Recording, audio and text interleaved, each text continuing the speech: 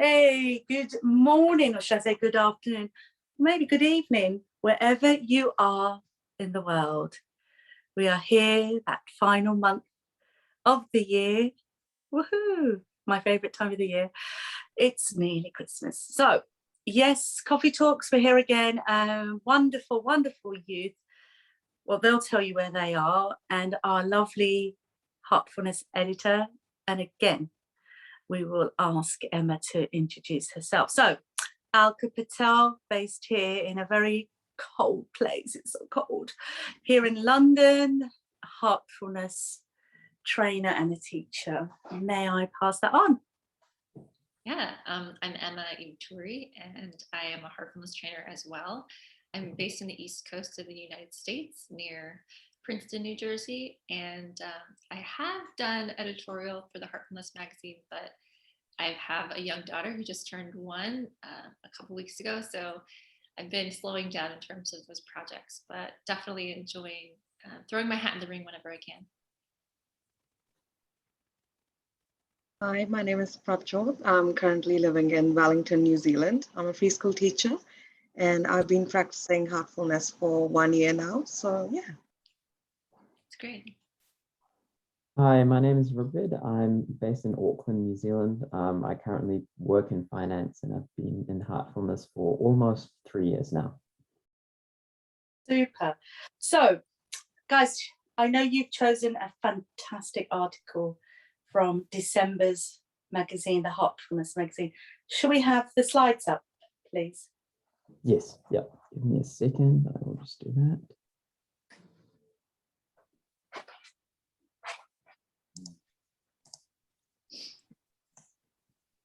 Yeah, I'm really looking forward to this one.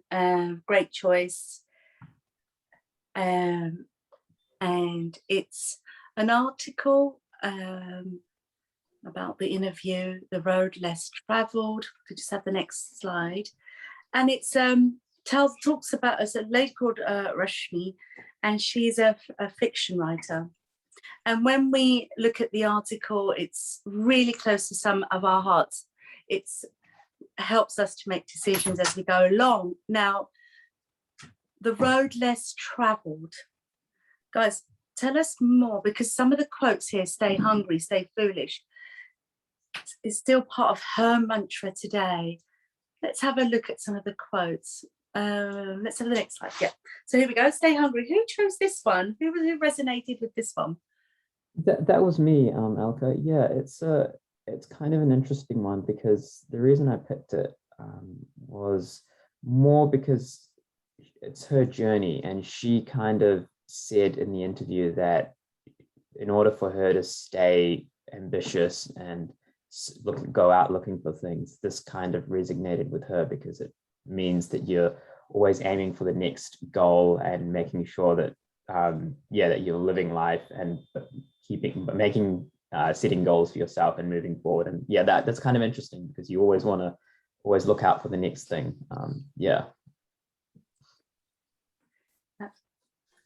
And Prabhjot, how did you manage to think about this quote?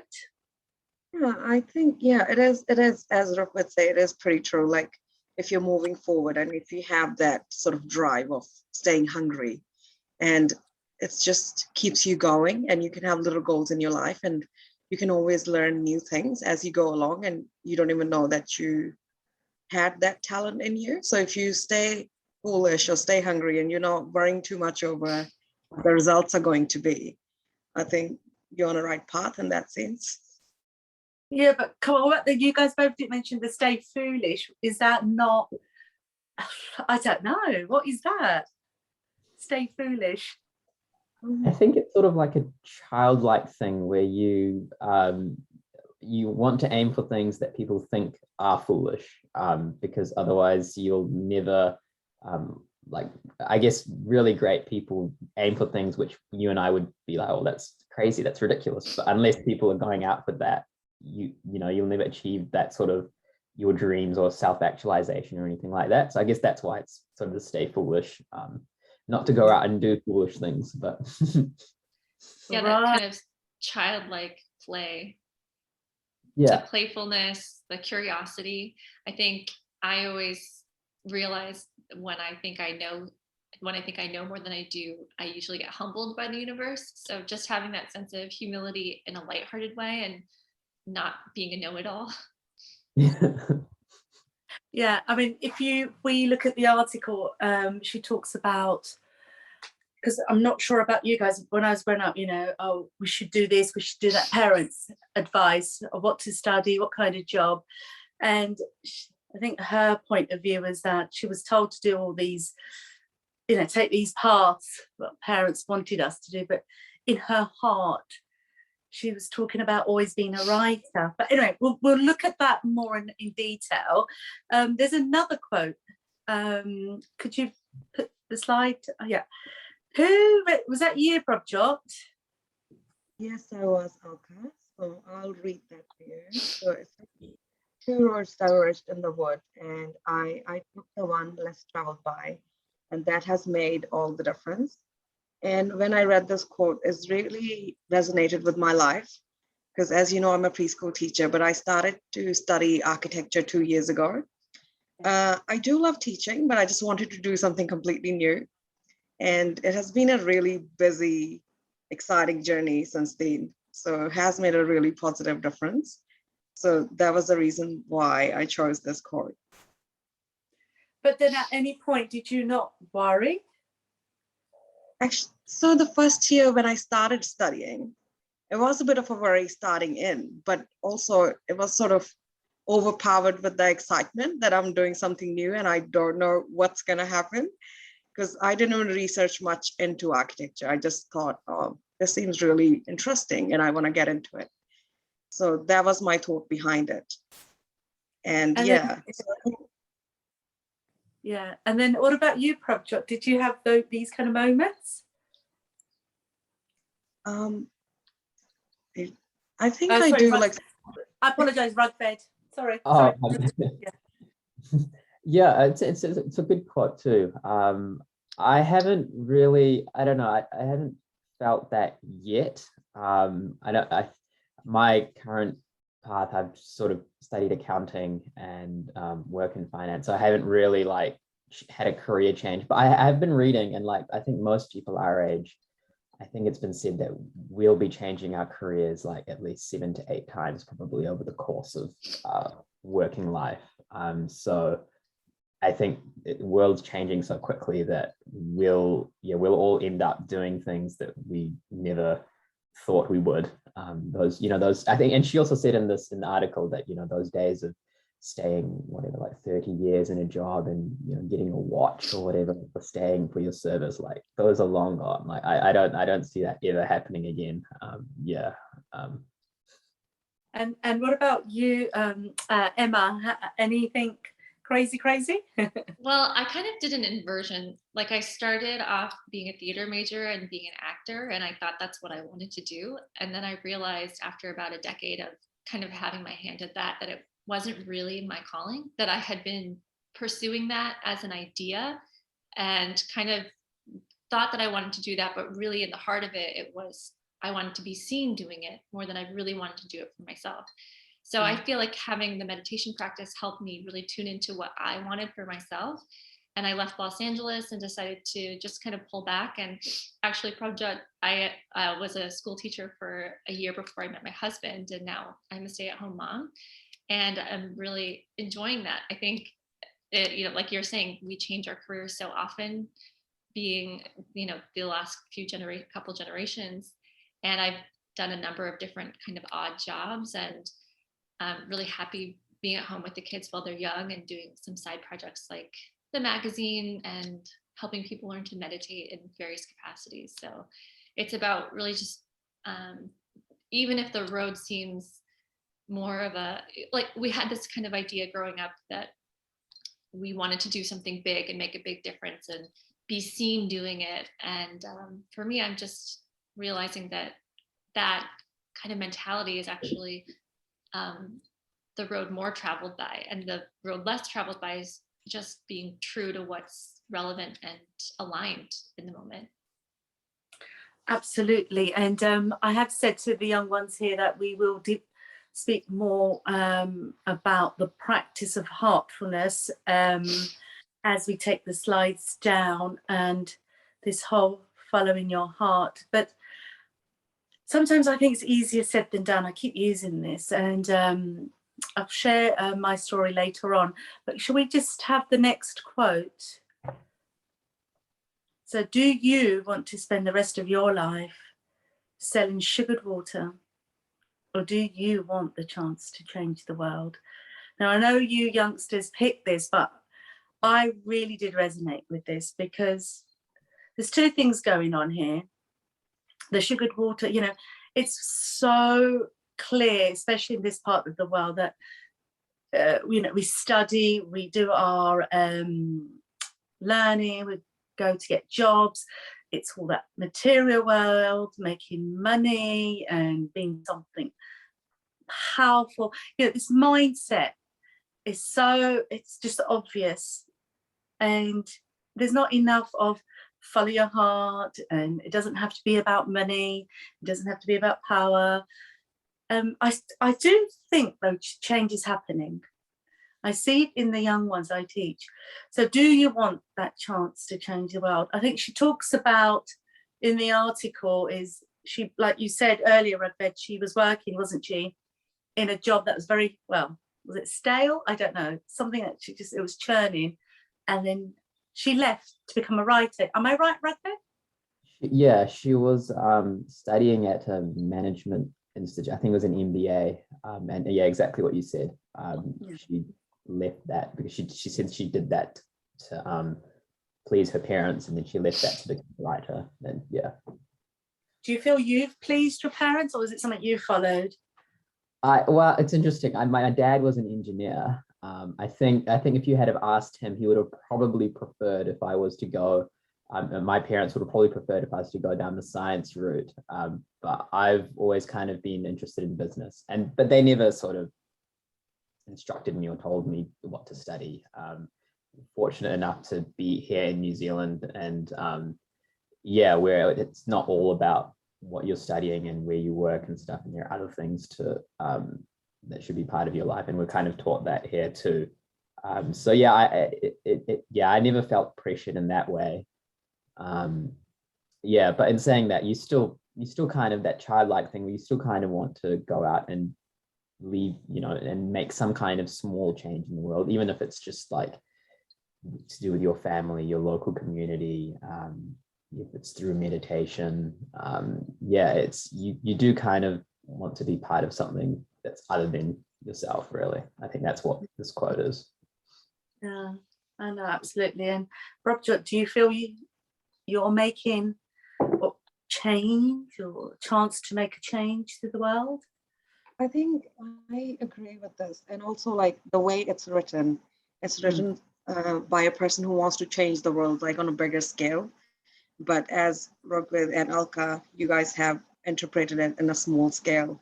That's what I was thinking too. Like sometimes when we are thinking of making a change, it's good to think small, or also like it could be your way of changing something. It doesn't have to be like on a bigger scale, and it can make all the difference for the new immediate community and even your family. So yeah. No, absolutely. I think we have the last slide.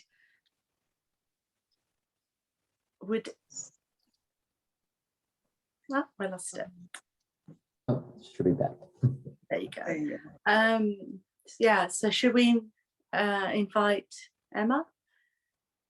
We all have a lot of hidden potential that sometimes we are unaware of. I mean, that's really deep. I think it says volumes because there's aspects of ourselves that we don't understand. And the more that we live and try new things and see what resonates, then sometimes we find out where our potential is. For instance, when I was in high school, you know, they do these end of the year awards, and I had gotten the theater awards, you know, a couple of years, and I was anticipating that. But then I got the graphic arts award my senior year, and I was like caught off guard. I was surprised by that. because I hadn't anticipated it. And what's interesting is that, you know, like I was saying, having done the theater thing for so long and thinking I was going to do acting, what I ended up doing in my life was more graphic arts oriented, you know, helping design the magazine, do design for the Heartfulness organization. And that kind of brought me into more of the volunteer aspects of the Heartfulness organization and finding more fulfillment in putting in collaborative efforts. So sometimes what you're really anchored in is not revealed to you right away, or it kind of surprises you. So I think, yeah, that unawareness, bringing things to the surface and then really tuning into what's underneath the surface is part of the journey and part of the fun. Yeah, absolutely. Should we take the slides down? And I just have a question for you, because just thinking of listening to you guys, I just share something that came through. So when I was growing up, I had this. My parents came to the UK. They were the first Gujaratis to come in the 50s and 60s. Okay, I was telling my age now, right? And it was very clear they worked so, like 2 shifts here. They created businesses. And we were just brought up in that environment. When I say we, you know, and then it was that whole, like, just listening to Rugved, you know, because I originally qualified as an accountant. I worked in City, but didn't stay there long, because we ended up in businesses, and it was just business after business for years. The whole career change, I did it very late in my life to become a teacher. And people say, wow, what made you do that? But I think it was the most fantastic thing. So all the different career changes, I say it's brilliant, because whatever skill you've learned in the first one, and then you're building them. Because someone said to me, wow, the way you run your classroom, or the way you put people together, or blah, blah, blah, because it's all the skills I've learnt over the years. So none of it's wasted. But I personally feel, and it's something Emma said, is that creativity does come from within. And I'm, you know, jumping from that to now meditation, right? But I don't know, how do you feel about this? Let me ask Prabhjot, because you are now a teacher, you were doing architecture. So how was that shift, and then what happened? I think, you know what you just said, Alka, that you learn a skill in a career and then you move on. I have said that exactly the same words to a friend before, like earlier. I've said the same thing, because it's so true. So, but teaching, you learn a lot, because it's really a holistic sort of career in terms of like public speaking, relationships, talking to people, listening to people. So those important skills, I feel like I'm passing it on to my new career. Like when you're designing something or you're being creative, I can be much more like open, because I work with children. I see them being curious, and they're always like in a wonder of like doing new things. They don't get scared. So I learned from them as well. So I was like, when I teach, I learn from the children I teach, and then I use that skill over to when I'm designing or I'm doing my project. So it's very interesting. Because Emma, you were a teacher, right? I taught an autistic child for a year, homeschooling. Yeah. And I actually had never studied to be a teacher, but I felt like having been a meditation trainer prepared me the most effectively to be a teacher, specifically of a special needs child, because you're dealing so much with her energy and connecting to her beyond just the scheduled lessons, but really tuning into what's up in the moment and what needs to be addressed and how to connect to her and help her ground and manage the energy that's coming up. So that was, I mean, that was a very transformative year working with her. Mm-hmm. And then, you know, then I sort of connect with you, Rugved, because, you know, doing accountancy, you know, working in this, you know, in an office, and then people are like, well, hang on a minute, you're now running businesses, you know. And I'm just trying to reflect what happened at those moments. And I think I realized I keep telling myself I'm a gypsy. I don't mind. I've moved from here to here to here to here to, and have I been, there's been a little bit where I've been scared. So my next question would be, if you had to make a move, you know, would it have to be forced? Have you had moments? Doesn't have to be just the careers now. What about when you're from one school to another, you know, from, well, don't we call it juniors to secondary, you know, that kind of thing? Yeah, I mean, I always felt it's kind of rough because when you're at the age of 16 to 18, you're kind of making decisions about where you're going to be for the next, or what you're going to do for the next 40 or so years. And I don't know about you guys, but I didn't have it together at 16 to 18. Like there's no way, like if I was to go back in time, and yeah, I just look at myself back then, and yeah, there's just no way that at that age you have it all together, and you know, yeah, what to study and where you're going to be in 5 to 10 years. So yeah, but to answer your question, I guess there will be a change, but I can't see where it will be. And could I just ask you a question back, Alka? What kind of made you switch from what you were doing? I'm glad you asked, because I'm going to really be honest. I didn't want to do accountancy. I wanted to do art. My art was, well, it was not anymore. But no, this is not going to make money. This is so powerful and strong in our upbringing. Our community is quite big here in London, and family. And no. And that's why I'm quite really listening to you guys. So I'm going to throw back one then to all of you. What route you took, especially you, Rugved, because is it the less road travelled? Are you on the road? Which road? Are you on a road that's what you wanted, or did you have something that you really, and you just wasn't sure, or would it go against the wishes of the elders? Yeah, I mean, I think initially, I probably wanted to be a cricketer, was what initially I'd want to do, but obviously that didn't quite eventuate. Emma, I'm not sure if you, yeah, cricket's not big in the US, but yeah. I'm familiar with it, yeah.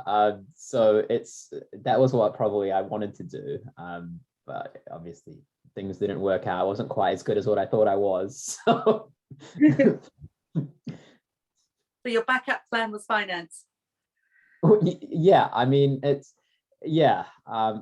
always kind of liked solving problems, and that's kind of the way I see it working out for now. Not saying that I'll be doing it forever, because don't know, but currently I do like it. So yeah, we'll see.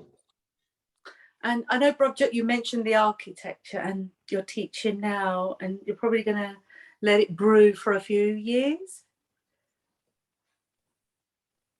Prabhjot? Sorry, guys. I think you got cut out a bit for a moment there. Yeah, so you've done architecture and then you're teaching, right? Something brewing? Or I did teaching first. Oh, you did the teaching first. So basically, yeah. So I studied teaching, because I always like education. So that's where I think where I want to stay. Like I like education aspect of things. And I did that for a bit. And then once I was teaching, what overwhelmed me is not the teaching side of things, just the paperwork.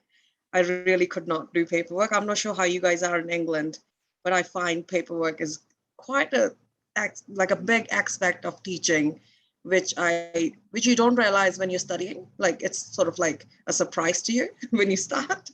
So that's what made me sort of change and do something creative. So what do you think, Alka? Like, is that what you're dealing with at the moment with teaching? Or so going back to, you know, the years of experience. So running businesses has always been paperwork, right? And as an accountant, there's too much paperwork. See, he laughs. That's probably why I came out of it. So I'm going back to your question, Rugved, is what I do let nature take its course. That's one of my biggest game players for me. And I listen to my heart. Okay. And if it's too much, too heavy, anything, I start reflecting, reassessing. But it's never about money. When I moved to Dubai and run businesses there, the money was being made, but was I happy with that? No, I loved the challenges, I love that, you know, from running businesses here to then opening real estate in Dubai, you know, doing so many different things. I like the challenges, but I would always go back and reflect on my inner self and go, am I doing the right thing for myself? Is it too much? There are days where it's really heavy. Am I in the right thing? So constantly I'm reassessing. Now this, for me, Prabhjot, because of all the years of experience, I've said this to people, I think this is my last part of my career and I'm loving it. I'm loving as an employee now. Before I was an employer, I was, you know, lots of responsibility. So when someone tells me what to do, initially it was like, what? I was like, what? Okay, so that goes back to you guys, right? Can you become a business person? Can you tell people what to do? What are your thoughts there?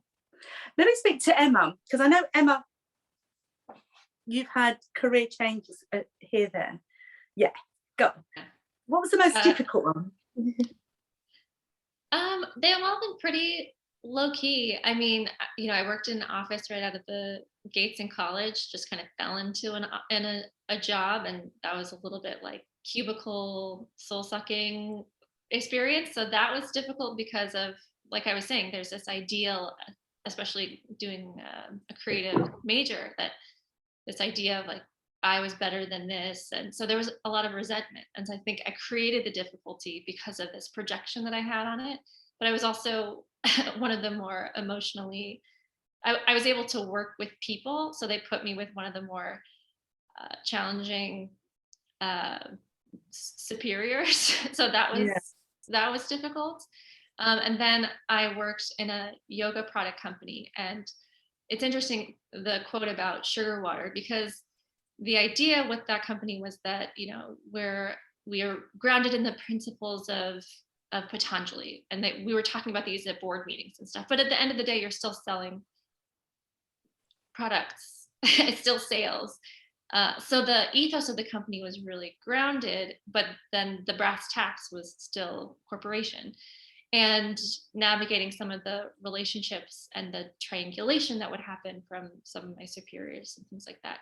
So and then again, there's artistic thing. I'm going out on the auditions and trying to pursue that while sitting in an office and having this identity crisis and things like that. And I just remember there was one time I was standing in a grocery store. This is obviously pre-COVID and a number of years ago. But I was standing in the grocery store line just talking to somebody.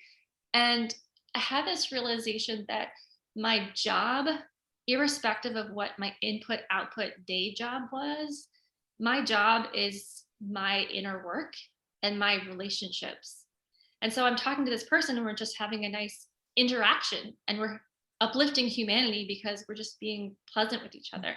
When I'm at the office and my supervisor is having emotional conflict that's leaking into our atmosphere, my job at that point isn't just whatever I'm doing on the computer with the paperwork, it's managing the energy in the space.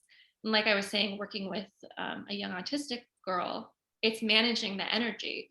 So the work is my inner work and my relationships. And I can do that whether I'm sitting in a desk at a meeting, doing something on set, doing something collaboratively, creatively in a, you know, spiritual publication, whatever, in my family, now that I have a family of my own, wherever I am, the work is what's in front of me, whether I'm getting paid to do it or not. And I can expand my sense of employment, my usefulness, wherever I am. And that was kind of the linchpin for me in not only just being comfortable with where I was in my journey, but also expanding my sense of purpose. I mean, Emma, you just hit something there, and I wanted to share with the youngsters here, right, is because people say to me, how do you cope with, you do this, you do this, I've got so many things I've got my hands in, okay? And I love it that I've learned to keep, it's not just work, material, earning money.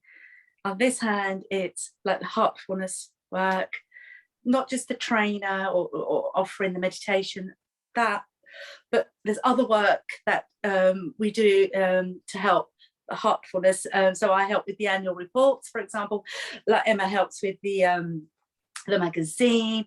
And can I just say, after years and years of running businesses and working, longer than 12, 13 hours, that was stressful. When I'm doing the work here for Heartfulness, I'm not selling it to you guys, I'm telling you how it felt. The passion is there, the heart's opening. It's just like I could sit for hours and just, I would love to do that 20%, because do you know why? I'm not attached. I don't own it. People say, you have to own this, and you have to get your targets, you have to do the reports, the things you were saying, Prabhjot. And I'm sure, Rugved, you've got things like that going on where you have to report. Then that heaviness is there. So someone then said to me, how can I transfer that, which is the passion and the love and the work I do for Heart, and let's put it over onto this side. And I tried it, and it works. And that's what I wanted to share with you. That, like, for example, we have to do some database project, like targets, children's targets, and you have to then write a report, and you have to then do some sort of presentation or sit with the heads, call it senior leaders of the schools, and you have to go, right, what you're doing about. And when you do it with such a detached, you vibrate at such a lovely level that I go, okay, we can see what you're doing. Okay, well, maybe you should. And then it's not, why haven't you done that? That anger is, and it all starts off from here, our inner self. I see you're nodding, Prabhjot. You probably started doing this somewhere. I'm agreeing with you, because the way you're saying it does make a difference. Also, what Emma said, like, your career or what your purpose is, it's not just your day job, but it's just who you are as a person. Like, sometimes I think maybe it's due to meditation, or I don't know why. Like the other day I was thinking, maybe the way I do things, I feel like my purpose is just to add value wherever I go. If I can support a person, support a child, work in a group, if I'm adding value, I feel like I'm doing my job. And it was such a simple thing that came to me, and I don't even know why, and I'm not sure. So I think it is important. So if you have something deeper than just thinking about your career and goals, you can do that while like having a conversation with a person and think, oh, look, I maybe taught someone something, and maybe I added value or supported something in that with my words. So it can be a really simple thing, having your purpose. Having your purpose is not like a big, huge thing that you have to work years to find. Like, that's what I feel for myself. Like, just find that in simple things, and it makes your life much better and joyful. What do you think, Alka, about this? No. That keyword purpose. When I first started meditating many moons ago, right? I used to go around, because I don't know if you know this, and I'm going to share this, and I think Emma might agree. When you first start meditating, certain parts of your inner being is opening up, and you're so elated with this feeling. You want to tell the whole world about this meditation, right? And no, and I've seen it, and after doing years, I see it when I'm giving meditation to others, and I say, and that was me when I first started. I wanted to have it, and then I went around saying, what's your purpose in life? What's your purpose? Because I was asking that same question. My purpose is to get to the goal, because I started reading the books that the Heartfulness practice says sort of says recommends. And some of the previous Heartfulness global trainers, like Babuji or Lalati, they talk about purpose, and they talk about your life goals, and it's such a nice thing to read. You can have your short, medium, or long-term goals, right? So when you talk about purpose, yes, we all have a purpose, but my purpose is going to be different from yours, right? So which I want to ask Rugved, listening to all this, all right, what's opening up in you? I want to know what's going on there.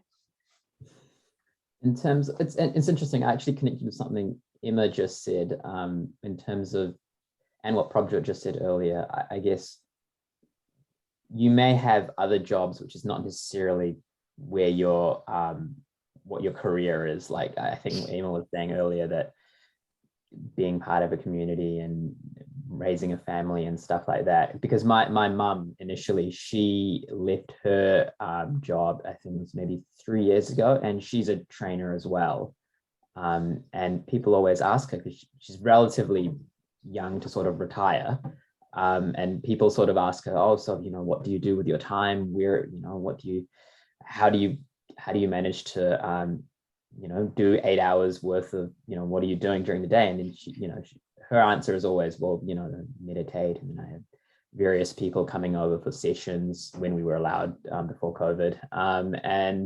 And she said that it's never actually, you're never quite bored, because you're looking for things that you've always wanted to do during the 8 hours, but you've never had the time to do. So she said that there's just so much to catch up on. Which, yeah, it's kind of interesting, because for someone like me, I can't imagine, for me, filling the 8 hours worth of time would be so difficult, I think. But yeah, she's loving it. And so it's kind of helpful to know that when eventually we don't have to work, you won't struggle to fill the time. I don't think anyone will. Yeah. But I know I'm going to come to you, Emma, but that famous saying, and I love it. I again, probably the third stage of the first was learning to meditate. Second was everything was open and exciting until the whole. I think the third stage I started really going inner and start thinking about this.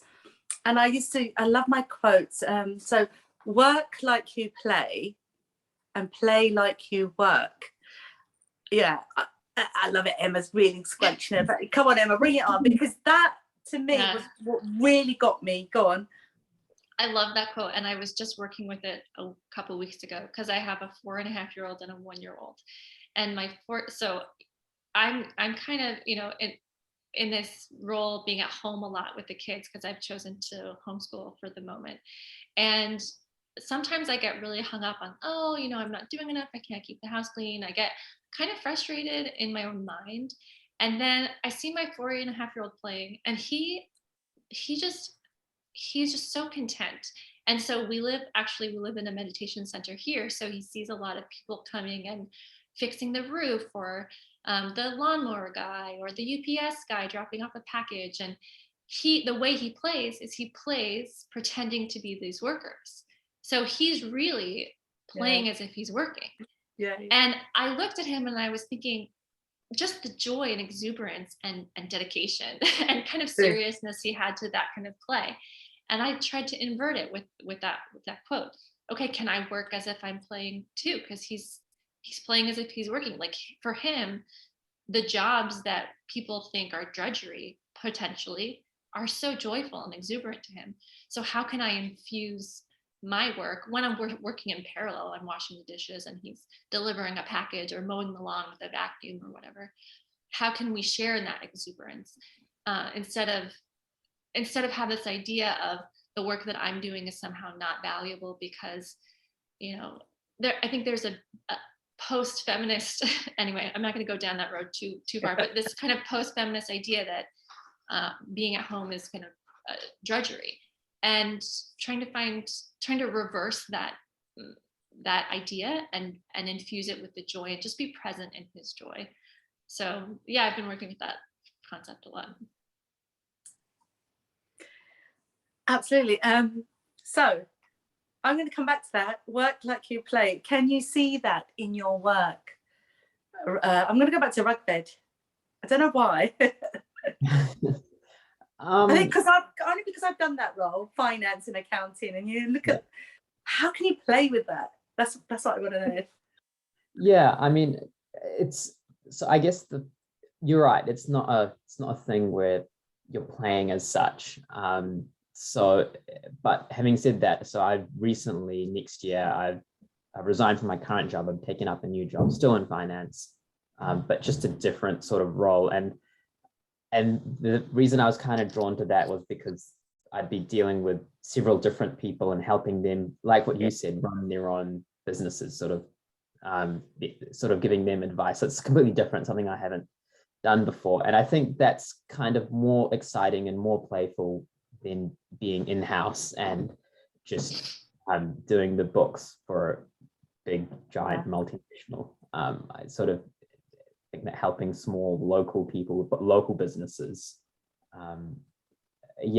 so I guess in that kind of way, it's as playful as finance is going to get, I think, but we'll see. Yeah, but you're going to remember us, right? You're going to remember this conversation. You're going to be talking to a client and you'll be going, oh yeah, I remember them saying this. drop a joke in. You just don't know, do you? So listen, I'm being very mindful of time. I kind of think we never have enough time, but I always say that we will meet again. Things are happening in Oceania, which it's crazy. But I mean, we did Australia last month with our lovely New Zealand folk here. Not sure what's happening. It's brewing. Maybe hitting one of the islands next month. But can I ask you, youth, again, what is going on in your region in terms of, when I spoke to the youth from Africa or Latin America or Europe, this whole COVID has just literally taken over. Is that the same or is it different out there? Well, right now we are at a traffic light system, so things are opening up more, but which is obviously poses that thing of like in the future it might tighten later. So it's quite unpredictable in my view. Yeah, that's what I think. But what about the well-being of the youth, especially, and social media? I had to get that in quite quickly. It's very interesting because I'm living in Wellington and we've had a relatively okay life here. Like we are free to go to uni, go to work. So I think Rugved will be able to tell you better because he lives in Auckland and Auckland's been in lockdown forever now. So I'm not sure how people are dealing with stress and anxiety over there. What do you think, Rugved? Yeah, it's been really rough. I think last year it was all kind of unknown and we were in lockdown for like a month or so, but the whole world was in lockdown at that stage. So you kind of felt like we're all sort of in this together and we're all going to get through. And I think that was where meditation, actually, I think without meditation, I wouldn't have been able to be sane, because that's the only way I was able to stay grounded and not go nuts, because when you're literally stuck inside a house, and at that stage I was with my parents as well, it was just, without meditation, there's no way I'd be able to keep things in perspective. But then this year, when we were in lockdown again for almost 100 days, the first sort of month, I felt that it was relatively okay because I was able to still meditate every day. I had more time for that, and I was getting more consistent with my sort of practice, and I was able to look sort of inwards and not worry about things that you can't control, because obviously none of us can control lockdowns or anything like that. But then after that, not seeing people, I couldn't see my parents as well for the first 5 to 6 weeks. It's so hard, and it's not even me. I think for people at school it would be even worse. I was just thinking back to my last year of school, where I was, playing cricket, playing sports in my final year. We had all sorts of different school events, and to have all that taken away in your final years of school, that would be just so rough. So yeah, I think some people have obviously had it much worse. All I was doing really is just staying at home, working and watching Netflix. But there's only that's all we could do really. Yeah. But when you say meditate, I mean, just before we leave, I know Emma and I have been meditating for a while, but you guys have been meditating for 1 or 2 years. You used it as a tool, right? Yeah.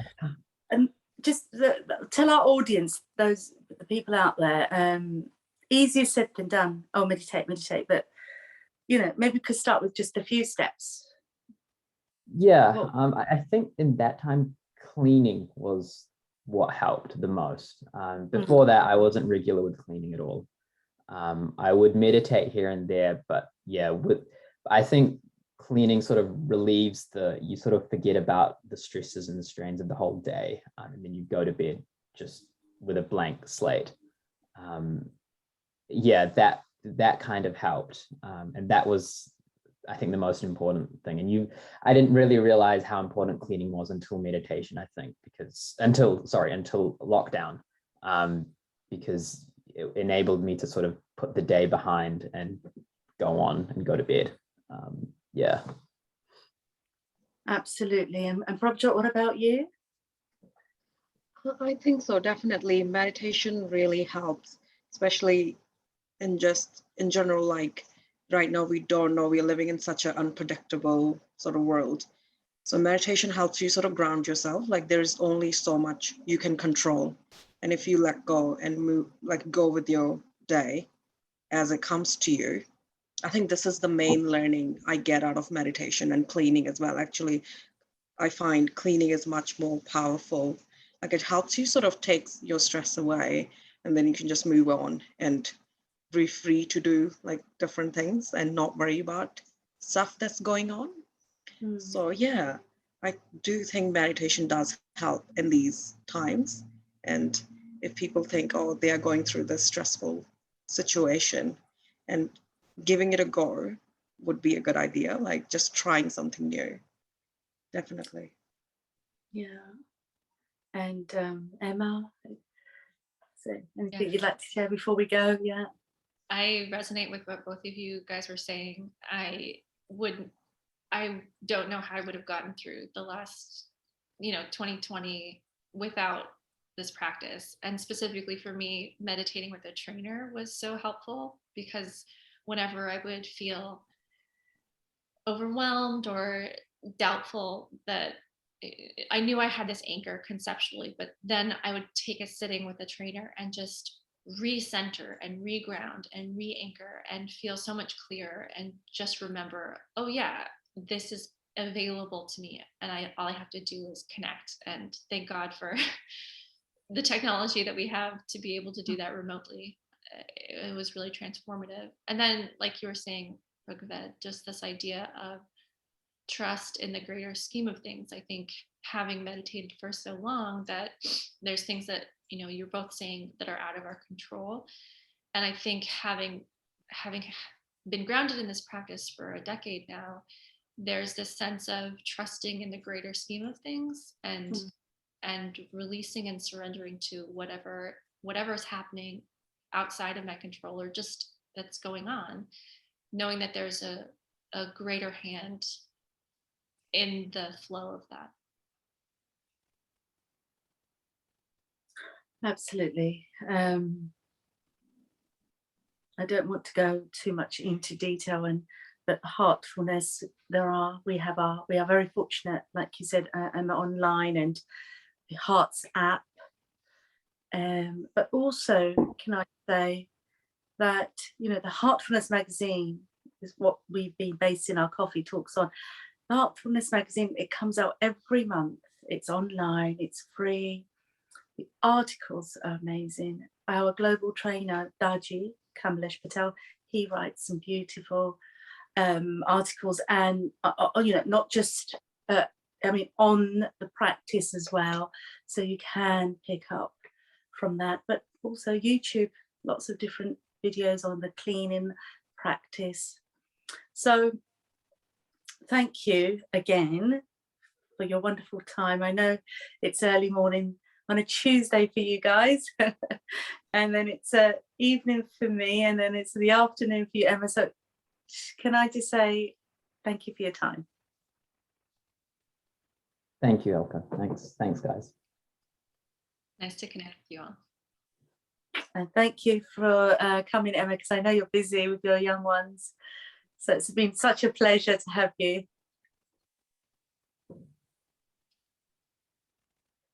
Okay, right, we can stop recording. They'll cut it there.